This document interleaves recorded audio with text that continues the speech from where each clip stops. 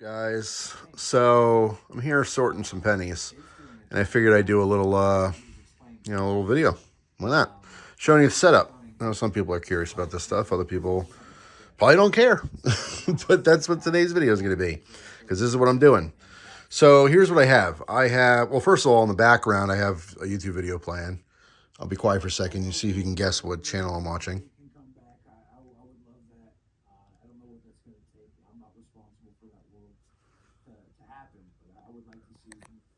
This voice might not be as recognizable, but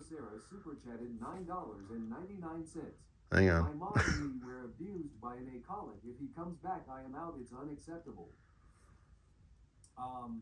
I'm sorry that voice is very recognizable. And there's two more guys. But anyway, the video's not on this video I'm listening to. It's on what I'm showing you. So anyway, so this is the setup. I just have a little folding table here.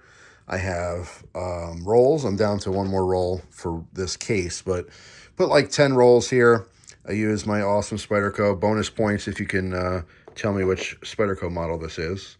But I use the screwdriver for ripping open the penny rolls.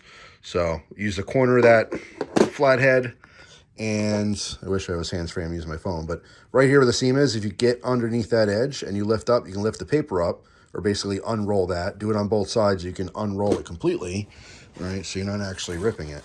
You know what I'm saying? You're just unrolling it so that I can place it down in rolls on the table.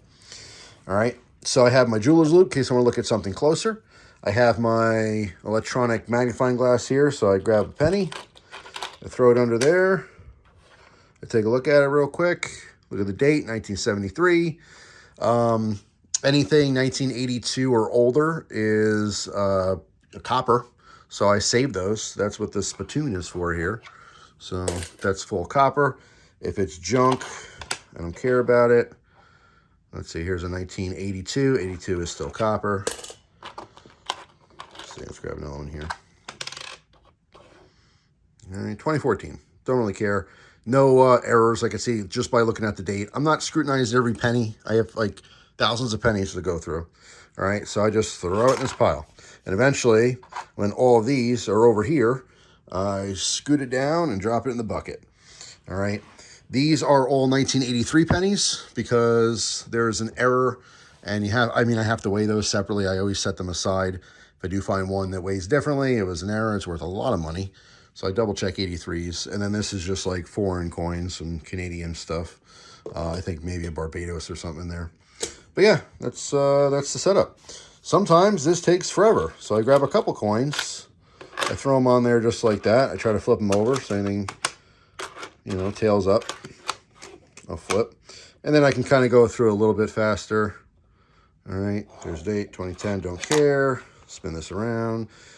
2001, don't care. So there's, certain errors I'm always looking for. 1980 is, that's right, copper. There's a ton of 2024s, 2023s in here. And I have seen some light errors in the 23s and 24s. See, there's an 83. So it's going to go with the 83s. I haven't found a 2025, which is what I'm looking for, but I don't think I will. With the pennies, the cases that I got, none of them look new. So that'll have to wait a little bit, for, I don't know, next year, 2 years from now, that's probably when we're going to see a couple of those in circulation.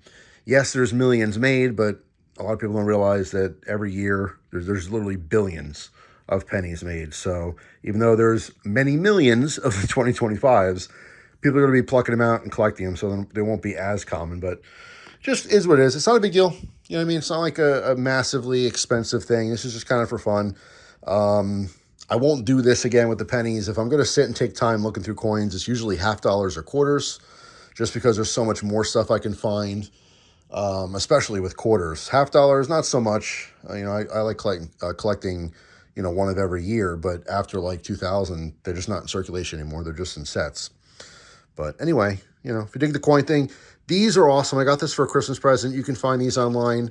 It takes a little micro SD card in there so you can actually capture pictures. I think it does video too. These things are like anywhere from 30 to 50 bucks. I do use this for knife edges. All right, so let's see.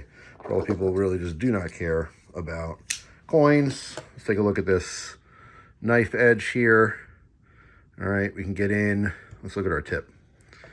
All right, hang on. We got to orientate this properly. All right, you can lift this up and really get a look at our edge, especially if you're sharpening. You see it's a little bit, it's out of focus because I have this purposely set for the coins, but you know, you can play around with the focus and obviously raise and lower this. So there's a lot you can do. These things are super, super fun. So whether you're into knives or stamps or coins, whatever, if you need to look at stuff real close, things that are really small, that can certainly come in handy. But yeah, this is monotonous. That's why I listen to stuff in the background. Usually I put on a classic movie. Summertime's coming, so got to watch Jaws. One of my favorite movies in the whole world, The Edge, with Anthony Hopkins and Alec Baldwin. I don't know why. It's my favorite movie in the world. There's so many awesome movies that are probably, I mean, that I know are much better. Goodfellas, Casino, Shawshank Redemption. I mean, you know, this goes on and on. Forrest Gump.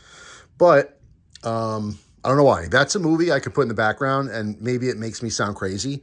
I can listen to that entire movie 3-4 times in a month. Easily. I can watch it 2-3 times in a week. Just as background noise. You know what I mean? Just funny. But anyway, that's it for now. Thanks for watching. Hope you guys have an amazing day. And I'll see you tomorrow with a brand new video. Take care.